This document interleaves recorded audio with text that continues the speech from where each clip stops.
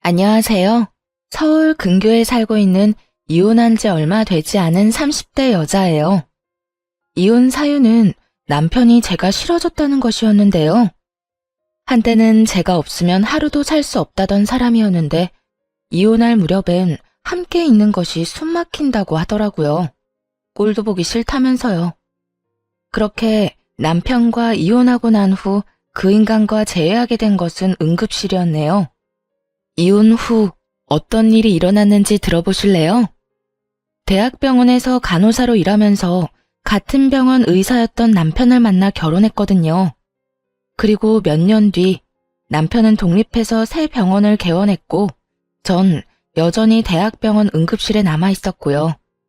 시댁에서는 무척 잘 대해주셨는데 그 흔한 시집살이는커녕 명절에도 바쁘면 오지 않아도 되니 한가할 때 밥이나 한 끼 먹자고 권해주실 만큼 쿨하고 열린 분들이셨어요.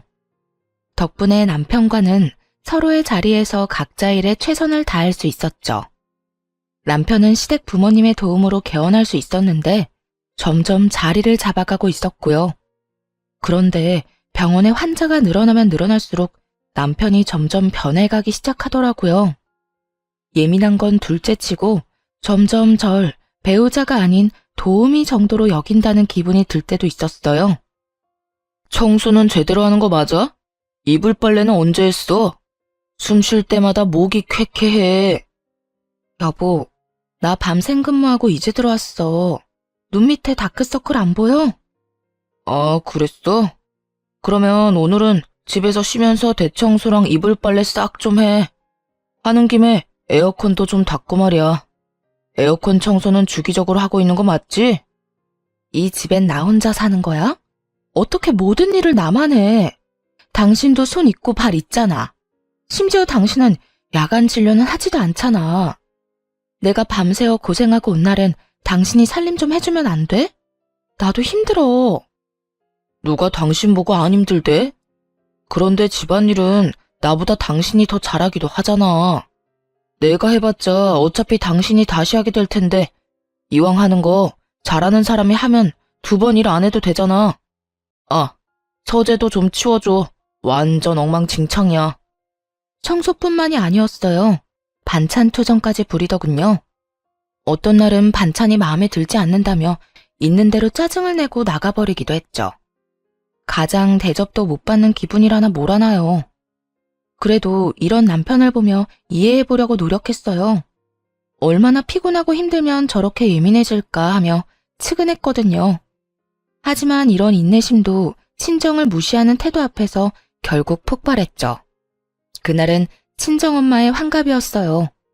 바쁜 남편 스케줄에 맞춰 일부러 식당을 점심시간에 예약하고 혹시나 하는 마음에 아침을 먹는 자리에서도 약속 시간과 장소를 여러 번 언급했거든요. 그런데 약속 시간이 지나도 남편은 오지 않더라고요. 연락 한 통 없이 말이에요. 결국 남편에게 전화를 걸었고 남편은 아주 태연한 목소리로 이렇게 말하더군요. 깜빡했어. 뭐? 어떻게 다른 것도 아니고 엄마 생신을 잊을 수가 있어. 내가 며칠 전부터 그리고 오늘 아침에도 이야기했잖아. 귀에 딱지 앉을 것 같으니 그만 이야기하라고 했던 게 당신이야. 그런데 뭐? 깜빡했어?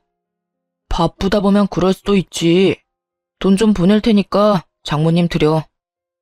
뭐? 안 오겠다는 말이야? 지금이라도 와서 얼굴 비추고 가. 지금 점심시간이잖아. 점심시간이라고 마냥 노는 줄 아냐? 지금도 할 일이 태산이거든. 아휴, 뭘 알아야 대화가 통하지. 하여튼 난 못 가니까 당신네 식구끼리 좋은 시간 보내. 그 순간 이성의 끈이 뚝 하고 끊기는 느낌이었어요. 바로 남편의 병원으로 찾아갔고 거기서 본 풍경에 어이가 없었네요. 바쁘다던 남편놈은 간호사들과 모여 앉아 시시덕거리며 커피를 마시고 있더군요. 생각 같아서는 그 자리에서 남편에게 따져먹고 싶었지만 차마 입이 떨어지지 않더라고요. 남편의 체면도 있었지만 제 얼굴에 침 뱉는 짓이란 걸 알고 있었으니까요. 가까스로 화를 참고 남편과 함께 진료실에 들어갔어요. 아니, 여기는 왜 쫓아온 거야? 몰라서 물어? 바쁘다며. 당신한텐 커피 마시는 일이 바쁜 일이니? 다른 날도 아니고 환갑이야, 환갑. 그런 날에 간단하게 점심 한 끼 먹는 것도 그렇게 힘이 들어? 아, 깜빡했다고 했잖아. 이미 늦었는데 가봤자 눈치밖에 더 보여? 괜히 내가 가서 분위기 망칠 바엔 안 가는 게 서로 좋잖아. 지금 그걸 말이라고 해? 당신 일정 맞춘다고 이 근처로 예약했고 시간도 일부러 점심시간으로 잡은 거야. 그런데 당신이 빠지는 게 말이 돼? 그까지 환갑이 뭐라고 이 유난을 떨어? 그냥 생일이잖아. 1년에 한 번씩 있는 생일. 그까지 생일 때문에 병원까지 찾아와서 피곤한 사람 붙잡고 큰 소리 내야겠어? 남편은 미안하단 말 한마디 없이 당당한 태도였고, 그런 남편의 손에 들린 커피를 빼앗아 그 당당한 얼굴에 뿌려버렸어요. 야, 너 이게 뭐 하는 짓이야? 정신 차리라고. 내가 요즘 당신 힘들다고 다 이해해주니까 나나 우리 집이 우습게 보이나 본데 정신 차려. 그날 밤 남편은 집으로 들어오지 않았어요. 남편의 첫 외박이 있던 날이었네요. 도대체 언제부터 사이가 이 지경이 되었는지 가늠도 되지 않더라고요. 복잡한 생각에 잠겨 째깍째깍 흘러가는 시간을 보며 애를 태우던 그때 시모에게서 전화가 왔어요. 아가, 어제 사돈은 잘 만나고 왔니? 좋은 시간 보냈어? 다정한 시모의 목소리를 듣는데 참았던 눈물이 터져 나왔네요. 아무런 대답도 하지 못하고 대성통곡을 하는데 시모는 아무 말도 하지 않고 가만히 기다려주시더군요. 그렇게 한참을 울고 나니 진정이 되었고 그제야 무슨 일이냐고 물어보시더라고요. 어머님, 그게 어제 그의 생신 자리에 오지도 않았어요. 바쁘다고요. 그래서 병원 찾아갔더니 간호사들이랑 커피 마시고 있더라고요. 그 모습이 너무 화가 나서 얼굴에 커피를 부어버렸는데 자기도 화가 많이 났는지 집에 안 들어왔어요. 뭐? 그러면 외박을 했단 말이야? 네. 병원 일로 점점 예민해지기 시작하더니 이젠 뭘 어떻게 해야 할지 모르겠어요. 이 녀석이 우리가 알아서 할 테니 넌 가만히 있거라. 그날 저녁 시댁에선 저와 남편을 불렀고 시댁에 도착했을 즈음엔 이미 한바탕 난리가 났더라고요. 벼락같이 호통을 치는 시부와 그런 시부 앞에 무릎 꿇고 앉아있는 남편. 남편은 아무 말도 못하고 고개만 숙이고 있더군요. 이 녀석아, 내가 너 이딴 식으로 집사람 마음고생시키라고 병원 열어준 줄 알아? 대학병원 있을 때보다 사는 게 편해졌으면 가정에 더 잘할 생각을 해야지. 그걸로 네 마누라한테 생색이나 내고 바쁘다는 핑계로 사돈 어른 생신도 나몰라라 해? 생색이 아니라 정말 피곤해서 좀 예민해진 거예요. 생신은 정말 깜빡했어요, 아버지. 그런 정신머리 가지고 병원은 어떻게 이끌어가는 게야? 이딴 식으로 굴 거면 지금이라도 간판 내리거라. 아버지, 제가 잘못했어요. 앞으로는 절대 그런 일 없도록 할게요. 너 이 녀석, 다신 이딴 일로 집사람 눈에서 눈물 빼지 마라. 알겠어? 네, 알겠어요. 여보, 내가 미안해. 앞으로 이런 일 없도록 할게. 약속해. 개원 당시 워낙 받은 도움이 커서 시부모님들 말씀이라면 꼼짝도 못하던 남편이었죠. 이번에도 마찬가지였어요. 진심이라고는 느껴지지 않았지만 용서를 구하기는 하더라고요. 그리고 한동안은 잘하는 척도 했고요. 하지만 그럴수록 남편의 마음은 이미 떠난 것이 느껴졌어요. 아니, 단순히 마음이 떠난 것이 아니라 다른 이유가 있을 거라 확신하게 되었죠. 그렇지 않고서야 둘 사이에 큰 다툼이 있었던 것도 아니었고 기분이 상한 일도 없었는데 사람이 저렇게까지 변한 것은 말이 안 되니까요. 혼자 고민을 하다가 남편 병원에서 일하고 있는 동기에게 물어보기로 했네요. 꽤 긴 시간을 남편과 함께 보내는 친구이니 이유를 알지 않을까 해서였죠. 지연아, 혹시 우리 남편 요즘 무슨 일 있어? 원장님? 아니, 왜? 무슨 일 있으시대?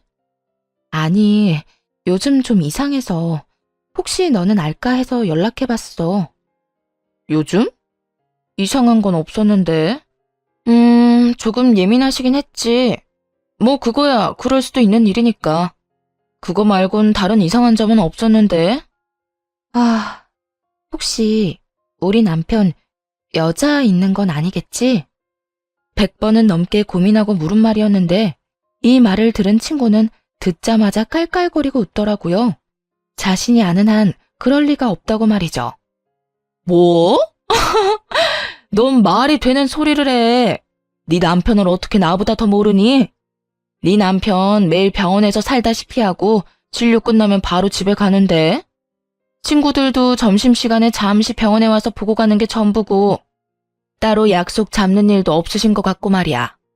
너도 요즘 많이 피곤한가 보다 그런 생각까지 하는 거 보면. 그러지 말고 쉬는 날에 잠이나 좀 푹 자. 서로 예민하다 보면 자주 부딪히고 또 그러다 보면 별 생각이 다 드는 법이야. 그래 알겠어. 우리 남편한텐 내가 이런 이야기 한 거 비밀로 해줘? 당연하지. 얼른 좀 쉬어. 믿었던 친구였어요. 동기들 가운데서도 친했고 무엇보다 유부녀이기에 이런 마음을 더 잘 이해하고 상황을 객관적으로 볼 거라 생각했죠. 그런 친구의 조언을 듣고 나서도 이상한 기분은 사라지지 않았지만요. 그래서 결국 남편의 뒷조사를 시작했네요. 다들 뒷조사만 했다 하면 무슨 판도라 상자 열리듯 남편이 숨기고 있던 모든 것이 밝혀지곤 하던데 아니었어요. 허무할 정도로 아무것도 없더라고요. 친구의 말처럼 병원과 집을 오가는 단순한 생활의 반복이었거든요. 가끔 친구를 만나기도 했지만 다 남자들일 뿐만 아니라 그것마저도 차를 마시거나 편의점에서 캔 음료나 마시곤 헤어지는 게 전부더라고요. 술은 입에도 대지 않았고요. 병원에서 회식을 해도 1차에서 끝내곤 혼자 병원에 들러 나머지 일을 보곤 집으로 돌아오곤 했더군요. 딱히 뭐가 나오지 않아 다행스럽긴 했지만 정작 아무것도 나오지 않으니 한장할 노릇이었어요. 남편은 여전히 이상하게 변해만 갔으니까요. 그렇게 감정이 요동을 지던 어느 날, 남편 입에서 결국 이혼이란 말이 나오고야 말더군요. 그날은 웬일로 남편이 함께 외출을 하자고 하더군요. 밖에서 맛있는 것도 먹고 산책도 좀 하자고요. 그간 좀 소원하긴 했어도 다시 잘 지내볼 생각은 있구나 하는 마음에 한껏 꾸며입고 외출길에 나섰죠. 들떠서 밝은 목소리인 저와는 달리 남편은 건성건성 대답만 하더라고요. 여보, 여기 진짜 오랜만이다. 여기 기억나? 여기서 우리 첫 데이트 했었잖아. 기억해. 그때 우리 둘 다 밤새고 씻지도 못하고 와서는 어떻게든 데이트 좀 해보겠다고 샷 왕창 추가해서 먹고 버텼는데 부부가 돼서 오니 감회가 새롭다. 그렇지? 그렇긴 하네. 기계를 가져와도 이것보단 다채로운 대화가 될 것이라는 생각이 들면서 화가 치밀어 오르더라고요. 이따위로 굴 거면 다른 곳도 아닌 우리의 추억이 있는 곳으로 오지나 말지. 이게 무슨 사람 하나 바보 만드는 짓인가 했죠. 기분이 상해 바로 자리에서 일어나 집으로 돌아와 버렸고 남편 역시 저를 뒤쫓아 집으로 돌아왔고요. 당신 진짜 나한테 왜 그래? 내가 뭘? 내가 뭘? 할 말 있으면 똑바로 말해. 하루 종일 사람 데리고 다니면서 정신은 다른 곳에 있었잖아. 꼭 똥마려운 강아지처럼. 내 눈치는 이리저리 살피면서 그러면서도 또 멍하니 딴 생각만 하고. 난 오늘 당신이 앞으로 잘 살아보자는 마음으로 산책하자고 한 줄 알았어. 오늘 간 곳이 죄다 우리한테 좋은 추억만 가득했던 곳이니까. 그런데 당신은 시큰둥해선 대답만 겨우 하고 나만 들떠있고 그게 뭐야 도대체? 그럴 거면 왜 굳이 나가자고 한 거야? 입으로 뱉고 나니 정말 하루 종일 무얼했나 싶더라고요. 화가 많이 나 씩씩거리는 저를 남편은 한참 바라보더니 이내 하루 종일 품고 있던 말을 꺼내기 시작하더라고요. 내가 많이 고민해봤는데 우리 이혼하자. 나 더는 이렇게 못 살겠어. 목소리에 미안함이라곤 찾아볼 수가 없더라고요. 마치 제가 유책 배우자라도 된다는 듯 말이에요. 이혼? 지금 이혼이라고 한 것 같은데 내가 제대로 들은 거 맞아? 이혼하자고. 나 이제 당신이랑 사는 거 너무 힘들어. 그러니까 오늘 하루 종일 한 짓이 사실은 데이트가 아니라 당신 마음 정리할 시간이 필요했던 거네? 말하자면 마지막 점검 같은 거였어. 맞아? 꼭 그런 건 아닌데 당신하고 돌아다니면서 마음이 더 확고해지긴 했어. 내가 뭘 어떻게 했다고 그렇게 힘들어? 내가 당신을 힘들게 해? 그냥 당신이랑 같이 사는 것 자체가 힘들어. 당신이 뭘 잘못한 게 아니라 그냥 내가 이제 당신을 안 사랑해. 마음이 다 찢어지게 상처가 되는 말을 참 무덤덤하게도 하더군요. 마치 책을 읽듯 아무런 감정도 없이요. 그래도 함께한 세월이 얼만데 남은 정도 없다는 듯 말이에요. 이젠 사랑하지 않으니 이혼하자는 말을 듣는데 스스로가 너무나도 초라하고 또 비참하더라고요. 그리고 문득 나는 이 사람을 사랑하나? 하는 생각을 해봤어요. 그런데 저 역시 이 사람을 사랑하고 있진 않더라고요. 그냥 내가 한 선택이니 그냥 저냥 되는 대로 맞춰가며 어떻게든 살고 있었던 거죠.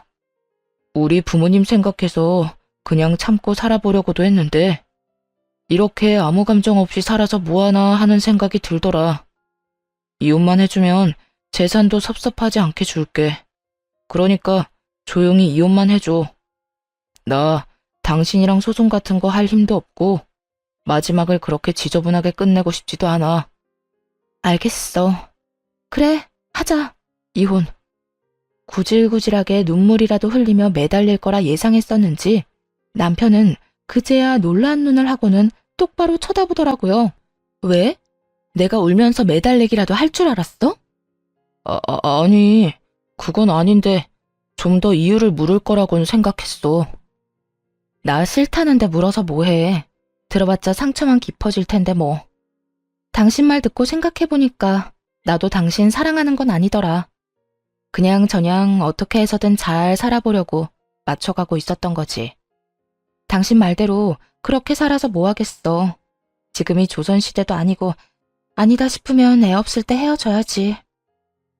그렇긴 하지. 당신 괜찮아? 아니, 안 괜찮아. 사실 나 진짜 비참해. 하지만 어쩌겠어. 이혼하자는 말을 주워 담을 수도 없는 노릇이고. 어쨌든 말 나온 김에 하루빨리 이혼하자.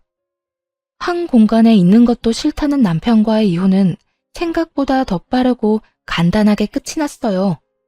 결혼할 때는 상견례니 혼수니 함께 살 집이니 고민하고 하나씩 해결하기 바빴는데 그런 결혼보다 이혼이 더 빨리 끝나더라고요. 남편은 약속한 대로 재산을 나눠주었고 시부모님께 이혼 사실을 전해드렸어요. 마지막으로 물으마. 너 지금 이혼하면 너에게 해주던 모든 것들 다 끊을 것이야.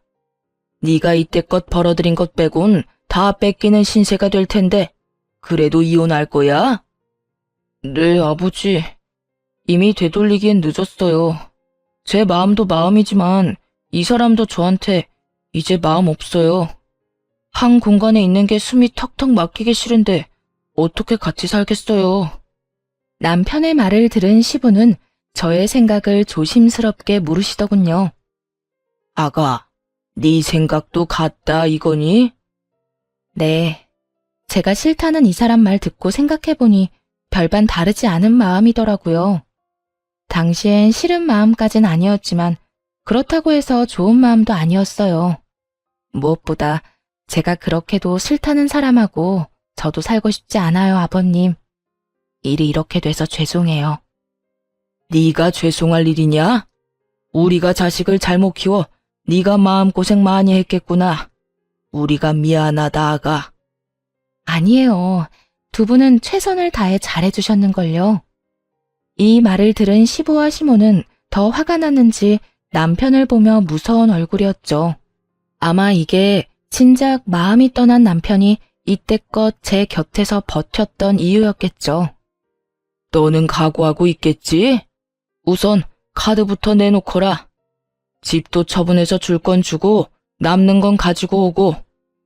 병원은 들인 돈이 있으니 다 갚을 때까진 월세로 있으면서 투자금부터 갚거라. 너하고 새아가한테 주려고 했던 건물은 없던 일로 하마. 늘 말씀하신 대로 남편에게 해주던 모든 지원을 끊어버리시더군요. 상속 명목으로 주시려 했던 건물도 없던 일이 되었죠. 아버지, 다른 건 몰라도 건물은 이 사람과 결혼하기 전부터 주신다고 하셨던 거잖아요. 결혼 이혼이랑은 아무 상관도 없는 건데 그것까지 없던 일로 하다뇨. 네 이놈, 네 놈이 뭐 하나라도 받고 싶었으면 이토록 당당한 태도가 아니었어야지. 네 놈이 오늘 여기 와서 적어도 미안한 기색이라도 내비쳤다면 내 당장은 아니더라도 훗날 언젠가 건물은 주려고 했다. 그런데 지금 미안한 척만 하지 진심 어린 반성이란 없지 않느냐? 겉으로 나타나는 게 그 정도인데 네 속은 오죽하겠어. 모르긴 몰라도 잔치가 열려도 10대 번은 더 열렸겠지. 아니에요. 저도 마음이 편치만은 않다고요. 편하진 않아도 미안하지도 않다는 뜻으로 들리는구나. 아니요. 저도 죄송하고 미안해요. 진심이에요. 에휴, 더는 듣고 싶지도 않다. 내가 병원을 남겨둔다고 해서 괜한 기대는 하지 말거라. 말한 대로 투자금이 적지 않기에 그 돈은 회수하려고 남겨두는 것이니. 그러니 허튼 짓 하지 말고 빚이나 잘 갚아. 시부는 투자금 회수 목적으로 월세를 내는 대신 병원은 유지할 수 있도록 해주시더라고요. 이미 마음 떠난 사람과 이혼하면서 재산이라도 넉넉히 받아왔으니 그만하면 괜찮은 이혼이다 싶었죠. 거기에다 남편이 가진 것까지 다 신기루가 되어 사라졌으니 복수도 이만하면 되었다고 생각하기도 했습니다. 비록 제대로 된 이유는 끝까지 알 수 없었지만 말이에요. 단순히 이제 사랑하지 않는다는 이유로 이혼하겠다는 말을 그대로 믿은 것은 아니었기에 더 조사를 해봤지만 아무리 찾아봐도 이렇다 할 만한 것은 나오지 않았거든요. 하지만 하늘은 저와는 생각이 달랐나 봅니다. 운명의 장난인지 전 남편과 이혼하고 2달쯤 뒤 이혼의 진짜 이유를 알게 되었으니까요. 그리고 제대로 된 복수도 하게 되었고요. 그날도 응급실에서 근무를 하고 있었어요.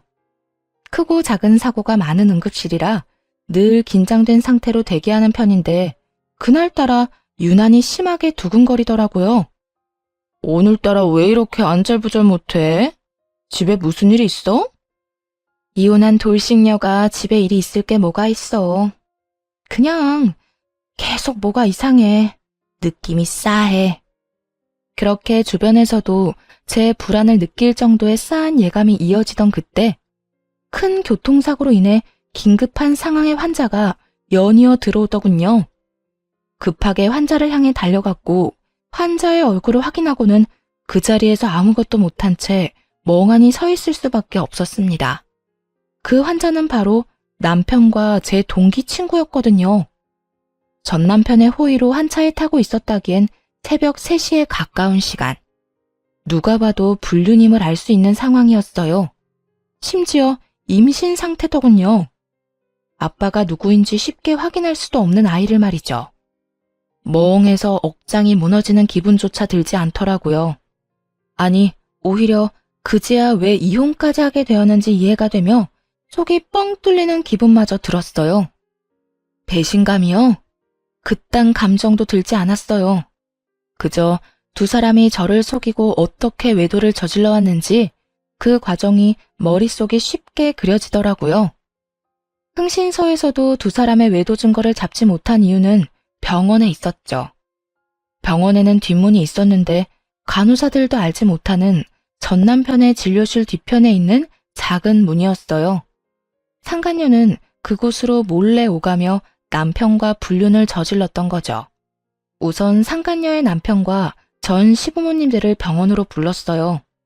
상간녀의 남편 역시 알고 지내던 의사였던지라 연락처가 다 있기도 했고 두 사람의 외도에 대해 다른 증거 없이도 설명할 수 있는 장소이자 상황이라 판단했기 때문이었어요.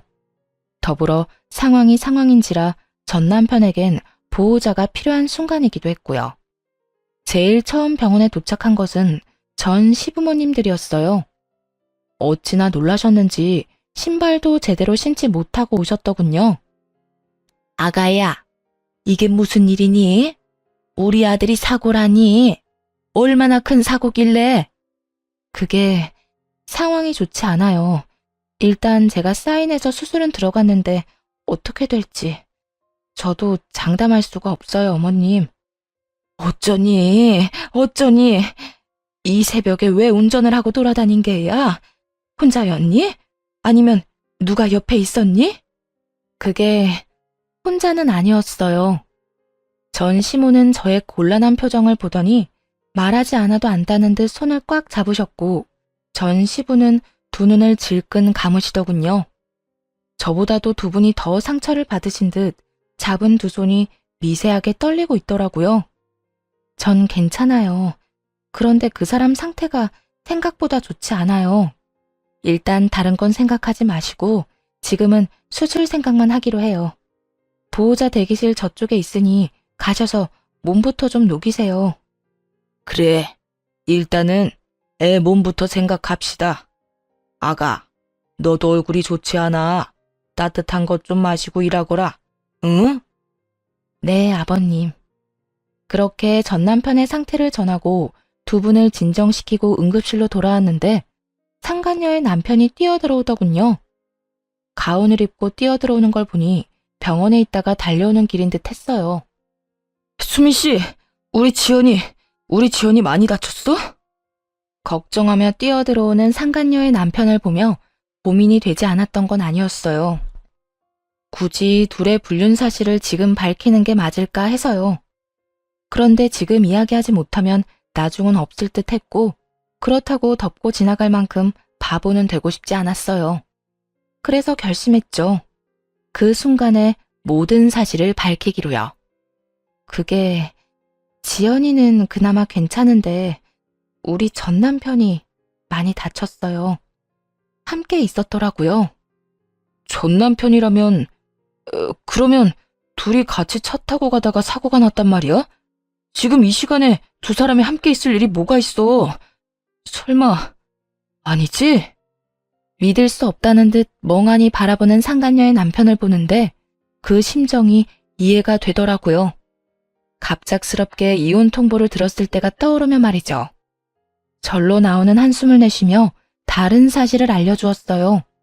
바로 상간녀의 임신 소식 말입니다. 그 설마가 사람 잡았네요. 엑스레이 찍기 전에 혹시 몰라서 검사했는데 지연이 임신이더라고요. 알고 있었어요? 임신? 지연이가? 아니, 몰랐어. 임신이에요, 지연이. 한 5주쯤 된 것 같은데. 하여튼 아기는 무사해요. 상간녀의 남편은 대답이 없었고 저 역시 더는 할 수 있는 말이 없더라고요. 비교적 적게 다친 상간녀가 급한 치료를 마치고는 자신의 남편을 향해 다가왔거든요. 여보, 어떻게 알고 여기까지 온 거야? 지금 병원에 있어야 하는 거 아니야? 지금 그게 중요해? 당신 바람 피우고 있었어? 어? 그게 무슨 말이야? 바람이 아니면 지금 이 시간에 당신이 왜 최 원장이랑 한 차를 타고 가다가 사고가 나? 그게 말이야? 됐어. 많이 다친 거 아니지? 치료 받을 거 받고 퇴원하는 대로 이혼 준비나 해. 나도 바빠서 병원 가야 하니까. 상간녀의 남편은 더는 말을 섞고 싶지도 않다는 듯 상간녀의 말을 잘라버리고 병원 밖으로 나가버렸어요. 상간녀는 그제야 제가 보이는 듯 언성을 높이며 따지고 들더라고요. 네가 우리 남편 불렀니? 응. 알다시피 보호자가 필요한 순간이라서 말이야. 때마침 연락처도 알고 있어서 불렀는데 왜? 왜? 지금 왜라는 말이 나와? 네 가정 깨졌다고 내 가정까지 깨겠다는 심보야? 야, 말은 바로 해. 내 가정도 네 가정도 네가 깬 거야. 애초에 바람 피운 연놈은 너랑 저 새끼인데 왜 애꿎은 내 탓을 해? 네가 내 남편을 불렀으니까. 그러게, 누가 사고가 나래? 아니, 누가 바람을 피우래? 너도 참 뻔뻔하다. 어떻게 나한테 그딴 걸 따질 생각을 해? 검사 받으면서 양심도 같이 두고 왔니? 정신 차려, 이 상간녀야. 넌 상간녀 중에서도 악질이야. 어떻게 동기 남편이랑 그딴 짓을 저질러? 그러면서 뭐? 원장님은 바람 피울 리가 없다고? 내가 발 동동 구르며 너한테 고민 상담할 때 내가 얼마나 웃었을까? 다른 사람도 아닌 당사자한테 그걸 묻고 있었으니 말이다. 너도 알지? 지금도 상간녀 소송은 가능하다는 거. 그냥 넘어갈 생각 없으니까 각오하는 게 좋을 거야. 상간녀는 온갖 거친 말들을 쏟아내기 시작했는데 그냥 무시하고 일터로 돌아왔어요. 그 새벽이 어떻게 지나갔는지도 모르게 시간은 흘렀죠. 그 후 상간녀는 이혼을 하게 되었더라고요. 듣기론 막상 이혼이 진행되자 상간녀는 담담하게 그 상황을 받아들이고 이혼했다더군요. 하긴 뱃속에 애도 있으니 나름 현명한 판단을 한 것이었겠죠. 그 아기로 인해 앞으로 어떤 일이 일어날지도 모르고 말이죠. 저 역시 상간녀를 상대로 위자료를 청구했고 이혼은 순순히 했으면서도 위자료는 주기 싫었는지 다시금 찾아와 득달같이 따지고 들더라고요. 뻔뻔하게도 말이죠. 야, 너 꼭 이렇게까지 해야겠어? 너 때문에 나까지 이혼하는 꼴 봤으면 됐잖아. 그랬으면 됐지. 꼭 상간녀 소송까지 해야겠어? 넌 이미 이혼도 했잖아. 어찌나 뻔뻔한지 얼굴에 침이라도 뱉어주고 싶은 마음이었네요. 그냥 내쫓아버릴까 하는 생각이 들기도 했지만 뱉어내는 말들이 너무나도 주옥 같아 대꾸하지 않고는 못 견디겠더군요. 이혼하면 너희가 바람 피우는 게 없던 일이 되니? 너 때문에 내 가정이 다 찢어진 게 없던 일이라도 되냐 이 말이야. 그렇게 소송이 무섭고 돈이 아까웠으면 애초에 그딴 짓은 하지 말았어야지. 여기까지 찾아올 정성으로 차라리 용서를 구해보지 그랬어. 그랬으면 지금 이런 일은 없었을 텐데 말이야. 뭐 이미 늦었지만. 그래, 내가 다 잘못했고 너한테 죽일 년이니까 상간녀 소송 그거 하지 마. 우리 그래도 한때는 친구였잖아. 그러니까 소송만은 하지 말아줘. 응? 상간녀는 애원에 가까운 부탁을 했지만 소용없는 짓이었죠. 결국 소송을 통해 위자료를 받아냈으니까요. 이제 남은 것은 전 남편이었어요. 전 남편의 상황은 생각보다 더 좋지 않았어요. 도대체 어떻게 사고가 난 것인지 하반신 불구는 물론이고 상반신도 한쪽은 마비 증상이 있는 상태였어요. 의사 생활은 물론이고 일상생활에도 불편함을 겪을 정도였죠. 즉, 장애인으로 살아가야 할 신세가 되었습니다. 그런 신세가 된 전 남편을 보는 것은 전혀 슬프지 않았는데 슬퍼하는 전 시부모님을 지켜보는 것은 힘들더라고요. 아무래도 그간 친부모님처럼 잘 대해주신 분들이니까요. 그래서 전 남편의 곁을 지키는 두 분을 챙기기 시작했고 그런 행동에 상간녀가 안달이 난 모양이더라고요. 혹시나 전 남편을 빼앗길까 조바심이 들었는지 어느 날은 전 시부모님 앞에 무릎을 꿇고 앉아 절절한 사랑 고백을 하더군요. 저희가 비록 시작은 옳지 않았으나 마음만큼은 정말 진심이었어요. 저 원장님 진심으로 사랑해요. 그래서 뭘 어쩌란 말이니? 너를 며느리로 받아달라 이 말이니? 네 눈엔 제 불구된 거 안 보이니?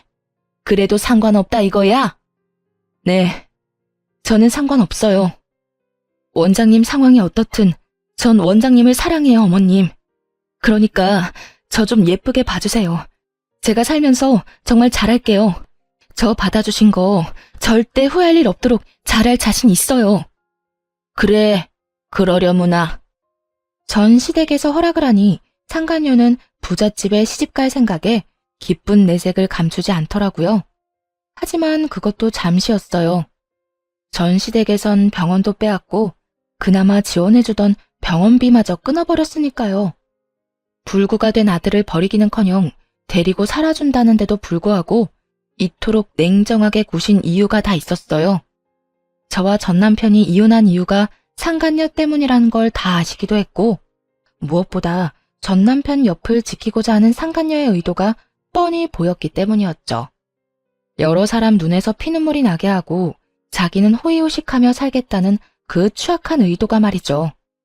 위자료로 전 재산을 날리고 빚까지 진 것도 모자라 거지가 된 사람의 병시중까지 들게 될 상황이 되자 상간녀는 뱃속의 아이를 핑계로 돈을 요구하기 시작하더라고요. 아버님, 어머님, 아무리 제가 미우셔도 이건 아니죠. 최소한 먹고 살게는 해주셔야죠. 아니, 치료받을 돈은 주셔야죠. 그렇게 사랑하는 사이라고 하더니 이 이야기 못 들었나 보구나. 우린 우리 며느리랑 이혼한다고 하는 순간부터 모든 경제적인 도움은 주지 않기로 했었다. 그러니 네가 그렇게나 사랑한다던 우리 아들, 네가 알아서 잘 보살피며 살아보거라. 우린 네가 무슨 말을 하든지 간에 눈 하나 깜빡하지 않을 것이니. 그러면 이 아이는요? 알고 계시죠? 저 임신한 거. 그리고 이 아기 전 남편 아기도 아니라는 거요. 그러면 이 아기가 누구 아기겠어요? 이 아기 최 원장님 아기예요. 그러니까 아기 생각해서라도 조금만 도와주세요. 최 원장님 몸도 저렇게 되고 앞으로 원장님 인생의 자식은 이 아기뿐일 텐데 이러다 아기마저 잘못되면 어떻게 해요? 상간녀의 말에 두 분도 흠칫하시더라고요. 그럴 수밖에 없겠죠. 아무래도 아들은 불구가 되어 다신 이세를 보는 건 힘들 것 같은 상황인데 그런 상황에서 뱃속에 아들의 아기가 있다니까요. 멈칫하는 두 분을 보며 상간녀는 묘한 미소를 지어 보였고 그런 상간녀에게 저와 전 남편만 알고 있던 사실을 알려주기로 했습니다. 차마 부모님께도 말씀드리지 못한 사실을요. 야, 헛소리 좀 작작해. 네 뱃속의 아기가 그 사람 아기라고? 웃기고 있네. 내 전 남편 아기 못 가져. 뭐라고? 그게 무슨 말이야? 배웠다는 사람이 이것도 못 알아들어? 네가 그렇게 사랑한다던 최 원장 무정자증이라 아기 못 가진다고. 그래요. 전 남편은 무정자증이었어요. 결혼 2년 차에 자연 임신이 되지 않아서 병원에서 알게 된 사실이었죠. 부모님이 아시면 너무 속상해하실 것 같아 일단 숨기며 이세에 대한 마음은 그때 접었고요. 그런데 그런 사실을 모른 채 전 남편의 아기라고 우겨대니 참 기가 다 막히더라고요. 모든 사실이 밝혀지자 상간녀는 고함을 질러대며 끝까지 저를 모함하기 시작했어요. 거짓말 하지 마. 너 지금 나랑 이 사람 잘 먹고 잘 살까봐 일부러 없는 말 지어내는 거지? 난 분명히 원장님 아기를 가졌는데 무정자증이라니. 아니, 무정자증이라도 가능성은 있는 거잖아. 참 가능성이 있겠다. 그렇게라도 우겨보고 싶은 것 같은데 우길 걸 우겨. 정 우기고 싶으면 나처럼 증거를 내밀어 보든지. 들어보니 네 전 남편 아기도 아니라던데 도대체 남자가 몇 명인 거니? 어디 숨겨둔 원장이 또 있기라도 한 거야? 뭐야? 너 지금 누굴 모함하는 거야? 그렇잖아. 내가 검사 결과를 봤으니 네가 임신한 것도 저 사람이 무정자증인 것도 확실한데 아기 아빠는 누구인지 알 수가 없고 이런 상황에선 다른 가능성이 떠오르지 않겠어? 아니야. 정말 아니라고. 아니에요, 아버님, 어머님. 설마 이 여자 말 다 믿는 건 아니죠? 지금 저 때문에 이혼하게 됐다고 화가 나서 이러는 거예요. 정말이에요. 제 말 믿어주셔야 해요. 전 남편이 무정자증이라는 사실에 상간녀도 그렇지만 부모님들도 충격이 크신 듯 하더라고요. 전 남편의 상태도 충격이지만 인간의 탈을 쓰고 아무렇지 않게 거짓말을 해대는 상간녀의 언행에 대한 충격이 더 큰 듯 했으니까요. 닥치지 못해? 네 말이 사실인지 아닌지는 출산하면 밝혀질 것이고 그때 유전자 검사에서 네 말이 사실이라면 내 너에게 사과하고 내 재산 전부를 네 뱃속의 아기한테 물려주마. 하지만 그렇지 않다면 각오하는 것이 좋을 게야. 감히 다른 것도 아니고 핏줄을 두고 장난친 죄는 받아야 하지 않겠니? 전 시부는 처음 보는 무서운 표정을 지으며 상간녀를 몰아세우기 시작했어요. 상간녀는 뒷걸음치며 눈물로 호소하더군요. 아니에요. 정말 저는 맹세코 다른 남자는 없었어요. 믿어주세요. 그렇게 확신한다니 출산 때까지 기다릴 필요도 없겠구나. 들어보니 대하 유전자 검사도 있다고 하던데 그걸로 진행하자꾸나.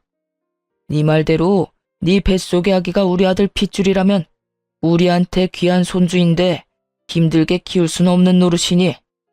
말을 끝낸 전 시부는 눈짓으로 상간녀를 붙잡아달라고 부탁해왔고 전 상간녀를 붙잡았어요. 붙잡힌 상간녀는 발악하며 고함을 질러대더라고요. 이거 놔! 이거 놓으라고! 너 태아 유전자 검사가 쉬운 줄 알아? 아직 합법으로 정해진 것도 아니라고! 이거 놔! 이거 놓으라고! 다 널 위해서 이러는 거야. 홀몸도 아닌데 합법이든 불법이든 빨리 검사해서 확실해지면 돈도 펑펑 쓰고 너도 아기도 좋은 거 아니야? 당당하다는 애가 왜 이래? 이거 놔! 혼비백산. 말 그대로 아수라장이었네요.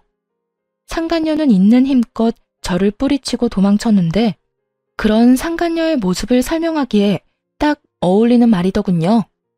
마치 넋이 나간 사람처럼 정신없이 도망치는데 그 꼴 참 보기 좋다 싶었네요. 그 후 상간녀의 소식이 들려온 건 정확히 1년 뒤였어요. 아기를 안고 자신의 전남편 앞에 나타난 상간녀는 뻔뻔히도 임신 주수를 착각했었다며 이번에는 전남편의 아기라고 우겨댔다고 하더라고요. 순순히 넘어갈 리 없었던 전남편은 유전자 검사를 했고 결과는 당연하게도 그와는 일치하지 않는 것으로 나왔다고 하네요. 그래서 다시 한번 떠들썩했다고 동기들이 알려주더군요. 이야기 들었어? 그 상간녀가 안고 온 아기 전남편 아기도 아니래. 이번에 우리 병원에서 유전자 검사했는데 또 불일치. 그래서 난리도 아니었어. 상간녀는 무조건 검사가 잘못됐다고 하고 전남편은 꺼지라고 소리 지르고 전남편은 아니라고 생각하면서도 살짝 기대한 모양이더라고. 하기야 그렇게 당당하게 아기 안고 나타났으니 나라도 기대는 하겠다. 좀 당당했어야지. 뻔뻔하기는 진짜 뻔뻔하다. 금방 밝혀질 거짓말을 어쩌면 그렇게 당당하게 할 수 있는지. 그나저나 네 전남편 애는 확실하게 아닌 거 맞아? 확실하게 아닌 거 맞아. 그건 내가 확신할 수 있어. 그래서 걔는 어떻게 됐어? 어떻게 되긴 또 주랭랑 쳤지 뭐. 사기죄로 고소한다는 말까지 나오니까 겁났는지 도망가더라. 들어보니까 친정에서도 남 부끄럽다고 나 몰라라 한다던데. 꼴 좋다. 그러게 다른 사람도 아니고 너한테 그딴 짓을 하래? 벌 제대로 받는 거야. 네 전남편도 그렇고 그 상간녀도 그렇고. 그러면서 진짜 아기 아빠는 누구인가에 대해 한동안 입방아에 오르락내리락거리기도 했죠. 한바탕 소동이 끝나고 전남편은 병원에서 퇴원해 요양원으로 가게 되었어요. 아무래도 집에서는 관리가 힘들고 재활도 함께 진행해야 하니 요양원에서 지내며 전문가들의 도움을 받기로 한 것이죠. 휠체어 신세가 된 전남편을 보니 아무래도 마음이 좋진 않았는데 그런 마음조차 확 날아갈 만한 일이 있었네요. 퇴원하는 날 저를 향해 갖은 악다구니를 쏟아냈으니까요. 또 내가 이 꼴이 돼서 속으론 통쾌하지? 아니, 내가 교통사고 난 것도 네가 속으로 빌고 또 빌어서 그렇게 된 거 아니야? 악밖에 남지 않은 전남편의 말을 듣는데 정신이 확 들었어요. 저딴 인간에게 동정심을 남기다니 참 순진하고 멍청했구나 하는 생각도 들더군요. 야, 정신 차려. 네가 알다시피 나 무당 아니고 간호사야. 네가 말아먹은 네 신세 내 탓으로 돌릴 생각 말고 재활이나 잘 받아. 이제 옆에서 도와줄 여자도 없는데 혼자 잘 살아가야 할 거 아니야. 야, 너 진짜 내가 가만둘 것 같아? 네가 가만 안 두면 어쩔 건데? 네가 인간이라면 나한테 이러면 안 되는 거 몰라? 내 인생 망친 것도 모자라 본인 인생도 그따위로 망쳐놨으면 이제라도 반성이란 걸 하고 좀 똑바로 살아. 내가 뭘 그렇게 잘못했는데? 설사 내가 잘못했다고 쳐도 이런 신세가 될 만큼 잘못한 건 아니잖아. 난 억울해. 억울하다고. 난 너 때문에 하루아침에 가정도 깨지고 인생도 망가졌어. 내 잘못은 하나도 없었는데 내 마음은 산산조각이 났다고. 그런 내 앞에서 네 억울함을 호소하고 싶니? 내 원망이나 하고 싶냐고. 넌 정말 끝까지 나에 대한 배려나 미안함 따위는 전혀 없구나. 너야말로 어떻게 나한테 이렇게까지 해? 이혼할 때도 나지 않았던 눈물이 그제야 나더라고요. 울면서 고함을 질러대자 전 남편도 그제야 정신을 차린 듯 멍하니 바라보더군요. 놀랍기도 했겠죠. 울며 불며 매달릴 거라 생각했던 순간엔 눈물 한 방울 흘리지 않던 여자가 악다구니를 쓰고 달려들어야 할 순간에 눈물을 흘리니 당신은 부모님 보기 부끄럽지도 않아? 어떻게 마지막까지 이런 꼴을 보일 수가 있어? 나한테나 부모님한테나. 다리만 망가진 채로 살아. 마음까지 망가뜨리지 말고. 본인 말고 부모님 생각해서라도 정신 똑바로 차리고 살란 말이야. 전 남편은 그제야 뒤에 서 있는 부모님이 떠올랐는지 고개를 떨구더라고요. 그나마 부모님 생각하는 마음은 남아있어 다행이라고 생각했네요. 그 후 전 남편을 보는 일은 없었어요. 가끔 전 시부모님과는 만나 식사를 하거나 시간을 가지곤 하는데 그때도 전 남편의 이야기는 전혀 하지 않습니다. 그저 서로의 안부와 이런저런 사는 이야기를 나누며 시간을 보내고 돌아오곤 해요. 한 번은 전 시부모님께서 이런 이야기를 하시더라고요. 아가, 넌 재혼 생각은 없니? 네? 재혼이요? 아, 어머님, 무슨 그런 말씀을 하세요. 전 그런 생각 없어요. 그러지 말고 다시 잘 생각해봐. 너희 부모님도 내심 네가 다시 시작하길 원하실 거야. 우리도 그렇고 말이야. 우리 아들 잘못 때문에 그렇게 된 거지 네 잘못은 없었잖니. 세상 남자들이 다 우리 아들 같진 않아. 가정적이고 좋은 남자가 얼마나 많은데. 나이도 아직 젊은데 잘 생각해 보려무나. 너 시집 간다고 하면 혼수는 우리가 해주마. 네가 정말 딸 같아서 하는 말이야. 너무 걱정하시는 것 같아 대답은 잘 생각해 보겠다 했지만 재혼 생각은 전혀 없는 상태예요.